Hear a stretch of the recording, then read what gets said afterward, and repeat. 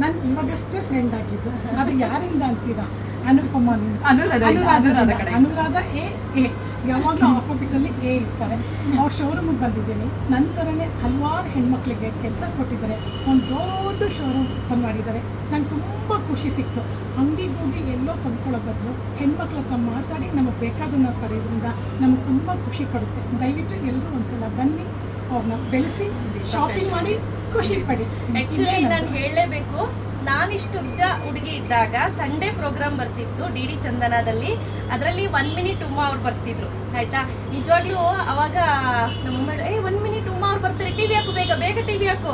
ಆಮೇಲೆ ಕಡಲೆಬೇಳೆನ ರುಬ್ಬಿ face pack ಮಾಡೋದು, ಆಮೇಲೆ ಕಿತ್ಲೆ ಹಣ್ಣು ಸಿಪ್ಪೆಲಿ ಒಣಗಿಸ್ಬಿಟ್ಟು ಪೌಡರ್ ಮಾಡಿ ಅದರಲ್ಲಿ ಫೇಶಿಯಲ್ ಮಾಡ್ಕೊಳ್ಳೋದು, ಫೇಸ್ ಪ್ಯಾಕ್ ಮಾಡೋದು, ಅದನ್ನೆಲ್ಲ ಹೇಳ್ಕೊಡ್ತಿದ್ರು. ಮತ್ತೆ ಮೇಕಪ್ ಸೆಲ್ಫ್ ಗ್ರೂಮಿಂಗ್ ಕ್ಲಾಸಸ್ನ ಹೇಳ್ಕೊಡ್ತಿದ್ರು ಆನ್ಲೈನಲ್ಲಿ. ಆಮೇಲೆ ಮನೇಲೆ ಮೆನಿಕ್ಯೂರ್ ಪೆಡಿಕ್ಯೂರ್ ಎಲ್ಲ ಮಾಡೋದು ಯಾವ ರೀತಿ ಎಲ್ಲ ಹೇಳ್ಕೊಡ್ತಿದ್ರು. ಸಂಡೇಸ್ ಕಂಪಲ್ಸರಿ ನಾನು ಇವ್ರ ಶೋಸ್ನ ನೋಡ್ತಿದ್ದೆ ಸಂಡೇ, ನಾನು ಇಷ್ಟುದ್ದ ಹುಡುಗಿ ಇದ್ದಾಗ. ಇವತ್ತು ಇವ್ರು ಬರ್ತಿದ್ದಂಗೆ 1 ಮಿನಿಟ್ ಮಾಡ್ತೀವ್ರಲ್ವಾ ಇವರು ಅಂತ ನಾನು ಅದೇ ಹೇಳಿದೆ ನಮ್ಮ ಸ್ಟಾಫ್ಗೆ. ತುಂಬಾ ಖುಷಿ ಆಯ್ತು, ಅನ್ಎಕ್ಸ್ಪೆಕ್ಟೆಡ್ ಆಗಿ ಮೀಟ್ ಆಗಿದ್ದು. ಖಂಡಿತ ನನ್ನ ಹೆಣ್ಮಕ್ಳು ಈ ಥರ ಮೇಲ್ ಬರಬೇಕು, ಡಾಮಿನೇಟ್ ಅಂತ ಹೇಳ್ತಿಲ್ಲ, ಹಲವಾರು ಹೆಣ್ಮಕ್ಳಿಗೆ ಕೆಲಸ ಕೊಟ್ಟಾಗ ಖುಷಿ ಆಗುತ್ತೆ. ನಮ್ಮ ಜೀವನ ಸಾರ್ಥಕ ಆಗುತ್ತೆ. ಬೇರೆ ಏನು ಬೇಡ, ನಮಗೆ ರಾಜಕೀಯ ಅಂತಲ್ಲ, ಎಲ್ಲ ಫೀಲ್ಡಲ್ಲೂ ಚೆನ್ನಾಗುತ್ತೆ. ಆದರೆ ಮನೇಲೆ ಕೂತ್ಕೊಂಡು ಹೆಣ್ಮಕ್ಳು ಈ ರೀತಿ ಮಾಡೋದ್ರಿಂದ ತುಂಬ ಖುಷಿ ಕೊಡುತ್ತೆ. ಅದಕ್ಕಿಂತ ಹೆಚ್ಚಾಗಿ ಪತಿರಾಯರು ನಮ್ಮ ಮದುವೆ ಆಗಿರೋ ಗಂಡ ಎನ್ಕರೇಜ್ ಮಾಡ್ತಾರೆ, ಮಕ್ಕಳು ಎನ್ಕರೇಜ್ ಮಾಡೋದ್ರಿಂದ ಸಾಧ್ಯ ಆಗುತ್ತೆ. ಅದಕ್ಕೆ ಹೇಳೋದು, ಒಂದು ಮಹಿಳೆ ಹಿಂದೆ ಒಂದು ಗಂಡು ಇರ್ತಾರೆ ಅಂತ. ಹಾಗಿದ್ರೆ ನಾವೆಲ್ಲ ಮೇಲೆ ಬರೋಕ್ಕೆ ಸಾಧ್ಯ ಆಗುತ್ತೆ.